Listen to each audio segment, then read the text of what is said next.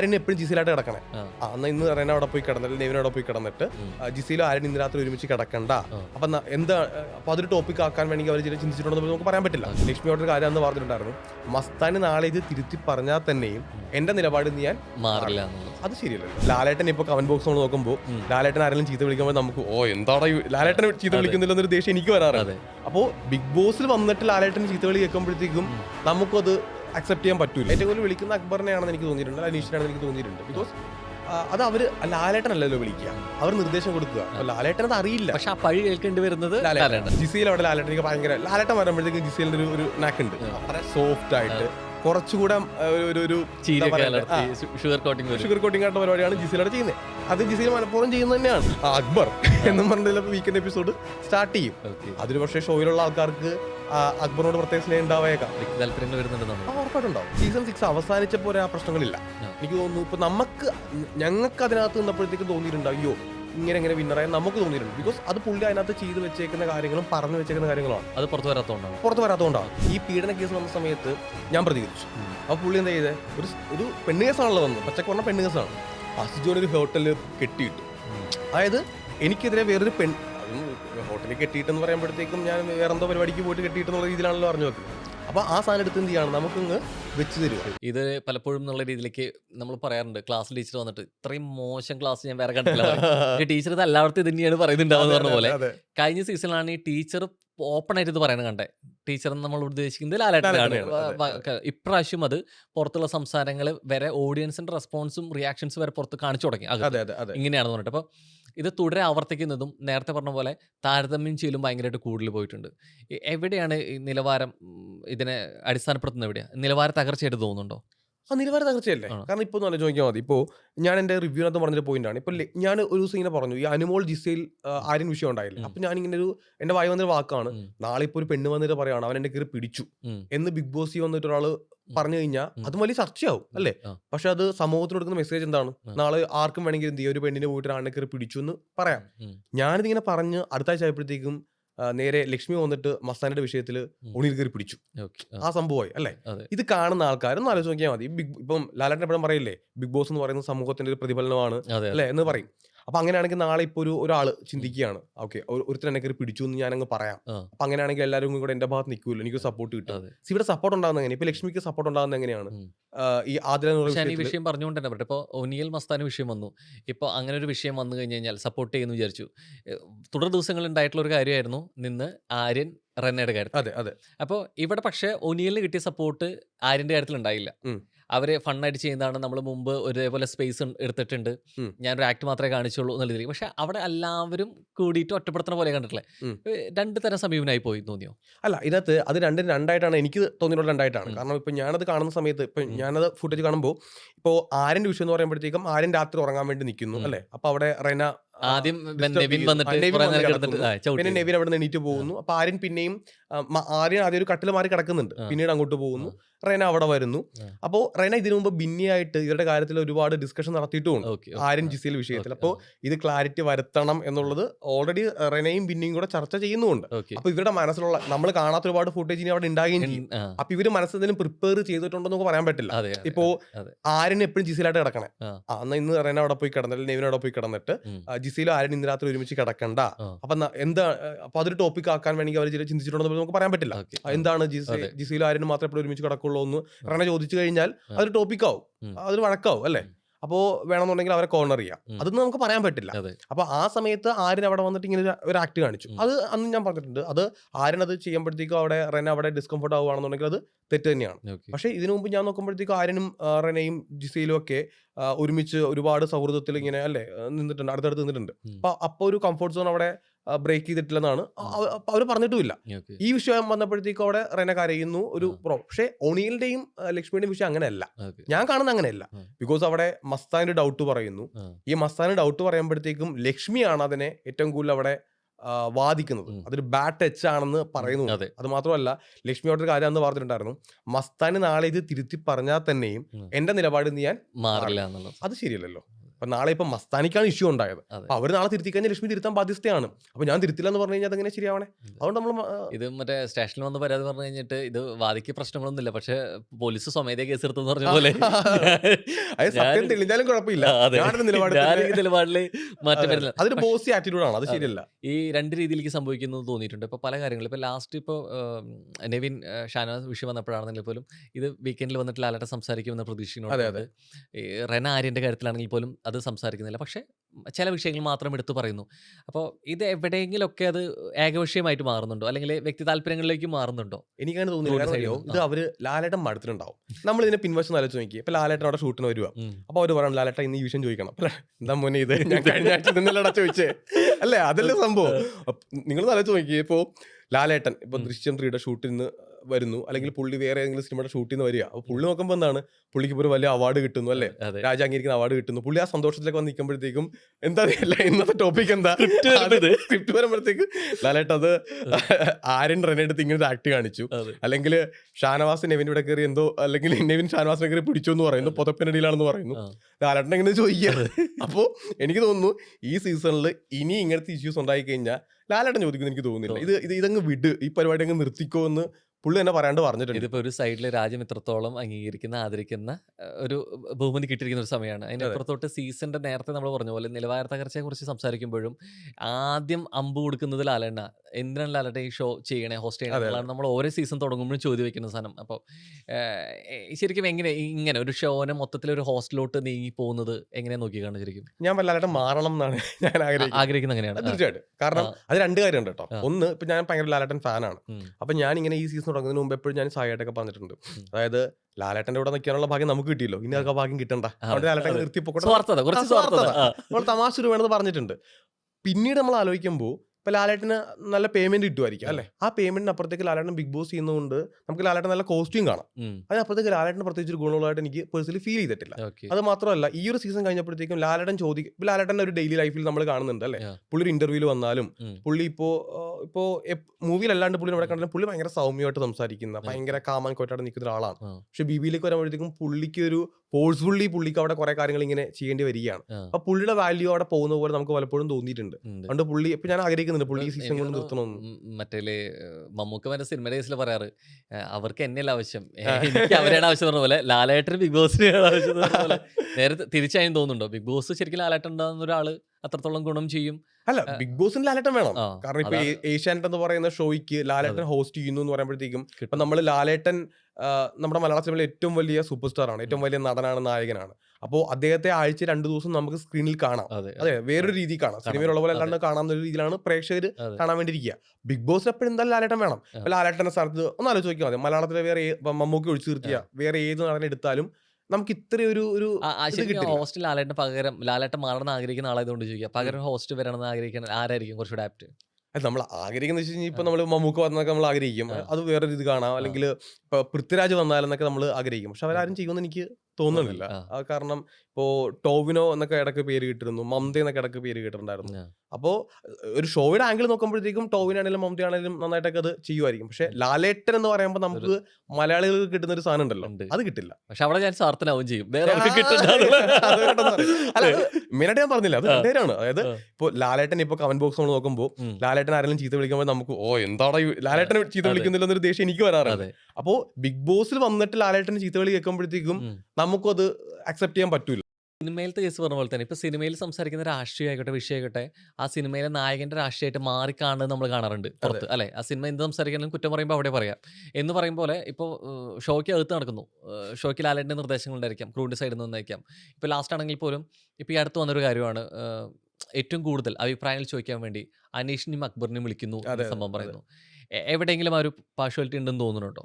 ഏറ്റവും കൂടുതൽ വിളിക്കുന്ന അക്ബറിനെയാണെന്ന് എനിക്ക് തോന്നിയിട്ടുണ്ട്, അനീഷിനാണെന്ന് എനിക്ക് തോന്നിയിട്ടുണ്ട്. ബിക്കോസ് അത് അവര് ലാലേട്ടനല്ലല്ലോ വിളിക്കുക, അവർ നിർദ്ദേശം കൊടുക്കുക. അപ്പൊ ലാലേട്ടൻ അത് അറിയില്ല, പക്ഷെ ആ പഴി കേൾക്കേണ്ടി വരുന്നത് ലാലേട്ടൻ. അതാണ് ഞാൻ പറഞ്ഞത്. ഇപ്പൊ ഇതിനകത്ത് ഇപ്പോ പ്രേക്ഷകർ, സാധാരണ പ്രേക്ഷകർ, ഇപ്പൊ ഞാൻ അടങ്ങുന്ന റോഹൻപുർ അടങ്ങുന്ന സാധാരണ പ്രേക്ഷകർക്ക് നമ്മൾ ഈ ഷോ കണ്ടോണ്ടിരിക്കുക അല്ലെ. ഇപ്പൊ നമ്മളൊക്കെ സോഷ്യൽ മീഡിയയിൽ നിൽക്കുന്നതുകൊണ്ട് നമുക്ക് ഇതിന്റെ കുറച്ചുകൂടെ ഇതിന്റെ ബാക്കിലെ കാര്യങ്ങൾ അറിയാം.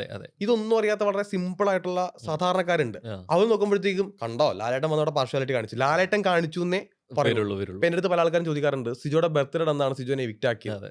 ലാലേട്ടൻ വേണമെങ്കിൽ അത് തടയായിരുന്നു. ആയിരുന്നു. ലാലേട്ടൻ അത് ചെയ്തത് മോശമായി പോയി. ഞാൻ പറഞ്ഞു ലാലേട്ടൻ അല്ല ചെയ്തത്. ആ, അപ്പം ആൾക്കാർക്ക് അതേ പറ്റുള്ളൂ. ഇപ്പൊ നമ്മൾ എത്രയോ സീസണിൽ കണ്ടിട്ടുണ്ടല്ലേ. ആ, ഇപ്പൊ റോബിൻ എവിക്റ്റ് ആയി പോയ സമയത്ത് കുറെ ആൾക്കാർ ലാലേട്ടനെ വന്ന് ചെയ്ത് വിളിച്ചിട്ടുണ്ട്. ഉം. പണ്ട് ഡോക്ടർ രജിത് കുമാർ പുറത്തായ സമയത്ത് ലാലേട്ടനെ കുറെ ആൾക്കാരും ചെയ്ത് വിളിച്ചിട്ടുണ്ട്. ഉണ്ട്. ലാലേട്ടൻ എന്ത് ചെയ്തിട്ടാ? പക്ഷേ ഈ അഭിപ്രായം ചോദിക്കാൻ വേണ്ടി ചോദിക്കുന്നു പറഞ്ഞ പോലെ തന്നെ എൻ്റെ അപ്പുറത്തെ വശത്ത് ഉണ്ടായിരുന്ന ഒരു താരതമ്യമാണ്. ജിസേലിനോട് ഭയങ്കര സ്വീറ്റ് ആയിട്ട് സംസാരിക്കുന്നു, അനുമോളോട് കുറച്ചുകൂടി ഗൗരവമായിട്ട് സംസാരിക്കുന്നു പറഞ്ഞിട്ടാണ് ഇപ്പം നടക്കുന്നത്. അപ്പോൾ ഇത് വ്യക്തി അതിനപ്പുറത്തേക്ക്, ഒരു ഹോസ്റ്റ് അതിനപ്പുറത്തേക്ക് ക്രൂ എന്ന് പറയുന്നത് കേൾക്കുന്നത് മാത്രമാണ് ഹോസ്റ്റ് എന്നുള്ള രീതിയിലേക്ക് മാറുന്നുണ്ടോ? എന്താ തോന്നുന്നത്? ഹോസ്റ്റ് അങ്ങനെ ചെയ്യാൻ പറ്റുള്ളൂ. അതിപ്പോ റോഹൻ ബ്രോ ഇപ്പൊ ഇന്റർവ്യൂ ചെയ്യുക അല്ലേ. ഇപ്പൊ റോഹൻ ബ്രോക്ക് ഒരു കമ്പനി ഉണ്ടെന്ന് വിചാരിക്കുക, ഒരു മുതലാളി ഉണ്ട്. ആ മുതലാളി പറയുന്നത് ഇന്ന ചോദ്യങ്ങൾ ചോദിക്കണം റോഹൻ എന്ന് പറയാം. അതല്ലേ നമുക്ക് ആദ്യം ഫോക്കസ് ചെയ്യാൻ പറ്റുള്ളൂ. റോഹൻ ബ്രോക്ക് ഇഷ്ടമുള്ള ചോദ്യങ്ങൾ വേറെ ചോദിക്കാം. ഉണ്ട്. പക്ഷേ മെയിൻലി ഫോക്കസ് ചെയ്യാൻ പറ്റുന്ന എന്താണ്? ആ.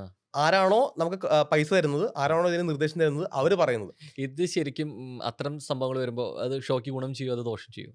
ആളുകളുടെ കുറച്ചുകൂടി ഒരു അത് ലാലേട്ടൻ ദോഷം ചെയ്യും. സ്വീകാര്യത ലാലേട്ടൻ ദോഷം ചെയ്യും. അത് പ്രഥമ കാര്യം. ഗുണമോ ദോഷമോ എന്നുള്ളത് സെക്കൻഡറി. ആ. ലാലേട്ടൻ ഭയങ്കരമായിട്ട് ഇപ്പോ അനുമോളുടെ ജിസേലിന്റെ കാര്യം. ഇപ്പോ ജിസയിൽ അവിടെ ലാലേട്ടൻ ഭയങ്കര, ലാലേട്ടൻ വരുമ്പോഴത്തേക്കും ജിസേലിന്റെ ഒരു നാക്കുണ്ട്, വളരെ സോഫ്റ്റ് ആയിട്ട് കുറച്ചുകൂടെ ഒരു ഷുഗർ കോട്ടിംഗ് ഷുഗർ കോട്ടിംഗ് ആയിട്ടുള്ള പരിപാടിയാണ് ജിസയിൽ അവിടെ ചെയ്യുന്നത്. അത് ജിസയിൽ മനഃപൂർവ്വം ചെയ്യുന്നത് തന്നെയാണ്. കാരണം 5 ദിവസം ജിസയിൽ സംസാരിക്കുന്ന പോലെ അല്ല 2 ദിവസം സംസാരിക്കുക, വേറൊരു മൂഡാണ്. അപ്പൊ നമുക്ക് മനസ്സിലാവുന്നുണ്ട്. പക്ഷെ എനിക്ക് തോന്നുന്നു ലാലേട്ടൻ്റെ ഒരു പക്ഷേ ജിസയിൽ ഭയങ്കര പൊളൈറ്റ് ആയിട്ട് സംസാരിക്കുന്ന ഒരാൾ, അല്ലെങ്കിൽ ഭയങ്കര എഡ്യൂക്കേറ്റഡ് ആയിട്ട് സംസാരിക്കുന്ന ഒരാളായിട്ട് ഫീൽ ചെയ്തിട്ടുണ്ടാവാം.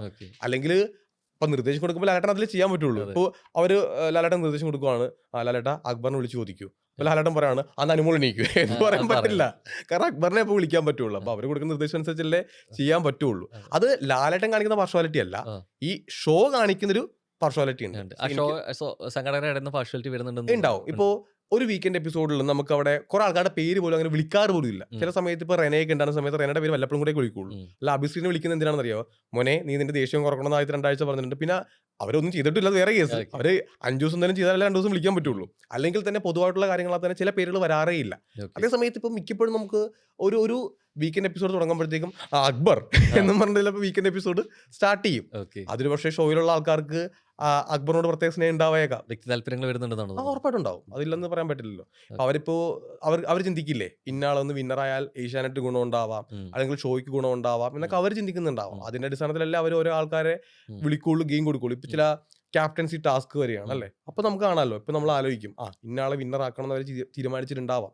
അയാൾ തന്നെ വിന്നർ ആകുകയും ചെയ്യും. ബിക്കോസ് അവർ അടുത്ത ആഴ്ച നോമിനേഷൻ വരാൻ പാടില്ല എന്നും അത് അവരുണ്ടാവും. അതൊരിക്കലും തെറ്റല്ല. അത് ഈ ഷോ ഇങ്ങനെ പോയാലേ അവർക്ക് TRP കിട്ടുള്ളൂ, ഷോ സക്സസ് ആവുള്ളൂ. ഒരു കോണ്ടന്റ് ആണ് എപ്പോഴും മുഖ്യം, അല്ലാണ്ട് വ്യക്തികളല്ലല്ലോ. അവരെയും കുറ്റം പറയാൻ പറ്റില്ല. ഈ പക്ഷെ അങ്ങനെ കോണ്ടന്റ് നോക്കിയിട്ടാണ് പലപ്പോഴും ആണെങ്കിൽ പോലും നമ്മുടെ ഈ പോലീസ് മുറ പോലെ തന്നെയാണ് ഇത് അവസാനം വരെ നിർത്തിയിട്ട് പണി പാളെന്ന് പറയുമ്പോൾ ഒരു സ്കിപ്പ് ആവലുണ്ട് എന്ന് പറഞ്ഞ പോലെ. കോണ്ടന്റ് കൊടുത്തിരുന്ന കണ്ടസ്റ്റൻസ് ഒക്കെ മുൻ സീസണിൽ വിന്നർ ആവണം നമ്മൾ കണ്ടിട്ടൊന്നുമില്ല, കോണ്ടന്റ് കൊടുക്കുന്നത് വേറെ ആയിരിക്കും. പക്ഷേ ഈ താരതമ്യം സീസണുകൾ തമ്മിലുണ്ടായിരുന്നെങ്കിൽ പോലും ഏറ്റവും ഡിസർവിങ് അല്ലാത്ത ക്യാപ്റ്റൻ അല്ലെങ്കിൽ വിന്നർ എന്നുള്ള രീതിയിലേക്ക് സംസാരിക്കുന്നതിൽ വലിയ തർക്കങ്ങൾ ഉണ്ടാവാതെ പറയുന്നത് സീസൺ 6-നെയാണ്. എന്തുകൊണ്ടായിരിക്കും ശരിക്കും? അത് സീസൺ 6 വിന്നർ വെച്ച് കഴിഞ്ഞാൽ അത് സീസൺ 6 അവസാനിച്ചപ്പോൾ ആ പ്രശ്നങ്ങളില്ല. എനിക്ക് തോന്നുന്നു ഇപ്പൊ ഞങ്ങൾക്ക് അതിനകത്ത് നിന്നപ്പോഴത്തേക്കും തോന്നിയിട്ടുണ്ട് അയ്യോ ഇങ്ങനെ വിന്നറായ നമുക്ക് തോന്നിയിട്ടുണ്ട്. ബിക്കോസ് അത് പുള്ളി അതിനകത്ത് ചെയ്ത് വെച്ചേക്കുന്ന കാര്യങ്ങളും പറഞ്ഞു വെച്ചേക്കുന്ന കാര്യങ്ങളാണ്. അത് പുറത്തു വരാത്തതുകൊണ്ടാണ് അത് നമുക്ക് ഉണ്ടായിരുന്നുള്ളൂ. ഞങ്ങൾ 10-20 പേരിൽ മാത്രം ഒതുങ്ങി നിന്നിരുന്ന ഒരു കാര്യമാണ്, ചർച്ചയാണ്. പക്ഷെ അത് ജനങ്ങൾക്കിടയിലേക്ക് ആ ചർച്ച വരാൻ കാരണം അത് പുള്ളി തന്നെ പുറത്ത് കാണിച്ചിട്ടുള്ള വൃത്തികേടുകൾ കൊണ്ടാണ്. ഇപ്പൊ ആലോചിച്ച് നോക്കിയാൽ മതി, ബിഗ് ബോസിന്റെ 6 സീസൺ കഴിഞ്ഞു. അതിനകത്ത് 6 സീസണിനകത്തും ആഘോഷിക്കപ്പെട്ട ആൾക്കാരുണ്ട്, വിന്നർ ആയില്ലെങ്കിൽ കൂടിയും ആഘോഷിക്കപ്പെട്ട ആൾക്കാരുണ്ട്. ഒരാൾക്കെതിരെ തന്നെ ഒരു പെണ്ണ് കേസ് വരുന്നു, ഒരു ഡ്രഗ് കേസ് അല്ലെ മയക്കുമരുന്ന് കേസ് വരുന്നു, ഒരു മോഷണ കേസ് വരുന്നു, അല്ലെങ്കിൽ ഒരു പീഡന പരാതി കേസ് വരുന്നു. ഇതൊക്കെ വരുമ്പോഴത്തേക്കും ഇപ്പോൾ മാരാർക്കെതിരെയും കേസുകളും അല്ലെങ്കിൽ ഇഷ്യൂസ് ഒക്കെ വന്നിട്ടുണ്ട് മത്സരാർത്ഥികൾ തമ്മിലുള്ള. പക്ഷെ അതൊന്നും തന്നെ ഇങ്ങനെയല്ല. അത് സോൾവ് ചെയ്യാൻ പറ്റുന്ന അല്ലെങ്കിൽ വളരെ എന്താ പറയണ്ടേ അങ്ങോട്ടും ഇങ്ങോട്ടുള്ള വ്യക്തികൾ തമ്മിലുള്ള പ്രശ്നങ്ങളാണ്. പക്ഷെ ഇത് അങ്ങനെയല്ല. ഇങ്ങനെ വന്നപ്പോഴത്തേക്കും ആയിരിക്കാം ജനങ്ങൾക്ക് ഒരു ചിന്ത ഉണ്ടായത്, എന്താണ് നടക്കുന്നത്, അല്ലെങ്കിൽ പുള്ളി വിളിച്ചു പറയുന്ന കാര്യങ്ങളാണെങ്കിൽ തന്നെ പുറത്തിറങ്ങി സംസാരിക്കുന്ന കാര്യങ്ങൾ. ഇപ്പോൾ നമ്മൾ പുള്ളിയുടെ ഒരു 60 സെക്കൻഡ് ക്ലിപ്പ് കാണുവാണ്, അതിനകത്ത് പുള്ളി സംസാരിക്കുമ്പോൾ എന്താ പുള്ളി ഇങ്ങനെ പറഞ്ഞ് നമുക്ക് തോന്നും. അതേ ക്ലിപ്പ് ഒരു 3 മിനിറ്റുള്ള ക്ലിപ്പ് അല്ലെങ്കിൽ പല റീൽസ് ഉണ്ടല്ലോ ഒരു ദിവസം എടുക്കുന്ന. ഇപ്പം ഒറ്റ ദിവസത്തെ പുള്ളിയുടെ ഒരു 4-5 ക്ലിപ്പ് ഒന്ന് കൂട്ടി വെച്ച് ഒന്ന് കണ്ടു കഴിഞ്ഞാൽ നമുക്ക് തന്നെ വട്ടായി പോവും, എന്താ ഈ പറയണേ, അല്ലെങ്കിൽ ഒരു ബോധമുള്ള ആൾ സംസാരിക്കുന്ന പോലെ നമുക്ക് ഫീൽ ചെയ്യത്തേയില്ല. ഇത് ജനങ്ങൾക്ക് ഇത് മനസ്സിലായിട്ടുണ്ട്. ഉം. അത് സീസൺ കഴിഞ്ഞപ്പോഴത്തേക്കുമാണ് ആൾക്കാർക്ക് അത് മനസ്സിലാകാൻ വേണ്ടി തുടങ്ങിയത്. ഉം. അപ്പോഴാൾക്കാർക്ക് തോന്നിയിട്ടുണ്ട് ഇത് ഇയാളല്ലായിരുന്നു വിന്നർ ആകേണ്ടെന്നുള്ളത്. മേ ബി അപ്പോഴായിരിക്കും തോന്നിയിട്ടുള്ളത്. ഈ പലപ്പോഴും ഈ തർക്കങ്ങൾ വരുന്ന സമയത്ത് ഒന്നില്ലെങ്കിൽ ചാനൽ പറയുന്ന ഒരു കാര്യം മറ്റൊരാളുടെ മറുപടി പിന്നെ ചിലപ്പോൾ ചാനൽ ഇന്റർവ്യൂലോ ഇല്ലെങ്കിൽ പോസ്റ്റിലോ അങ്ങനെ വരാറുണ്ട്.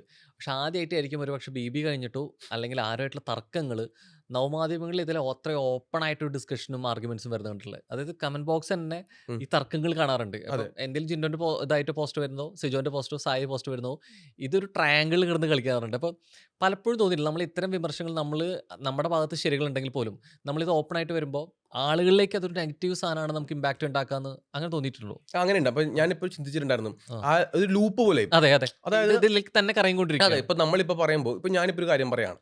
അപ്പൊ ഞാൻ സത്യം പറഞ്ഞ ഞാൻ വാ തുറന്ന് എപ്പോഴാണെന്നറിയോ, ഈ കേസുകൾ വരാൻ തുടങ്ങിയ സമയത്താണ് എനിക്ക് സംസാരിക്കേണ്ടി വരുന്നത്. ഓക്കെ. ഇപ്പോൾ എനിക്ക് ഏറ്റവും കൂടുതൽ അടുത്തറിയാവുന്ന ആളാണ് സായി. അപ്പൊ സായിക്കെതിരെ സായി മയക്കുമരുന്ന് ഉപയോഗിക്കുന്നൊക്കെ പറഞ്ഞു കഴിഞ്ഞാൽ എനിക്ക് കേട്ടോണ്ടിരിക്കാൻ പറ്റൂല. ബിക്കോസ് അത് എനിക്കറിയാവുന്ന ആളല്ലേ, ഞാൻ ഒരുമിച്ചുണ്ടായിരുന്ന ആളല്ലേ. അപ്പോൾ അങ്ങനെ ഒരു ഇപ്പോൾ ജിൻഡോയ്ക്കെതിരായിട്ട് ഏറ്റവും അധികം മയക്കുമരുന്ന് കേസ് വരുന്നു. അപ്പോൾ സായി അതിനെതിരെ പ്രതികരിക്കുന്നു.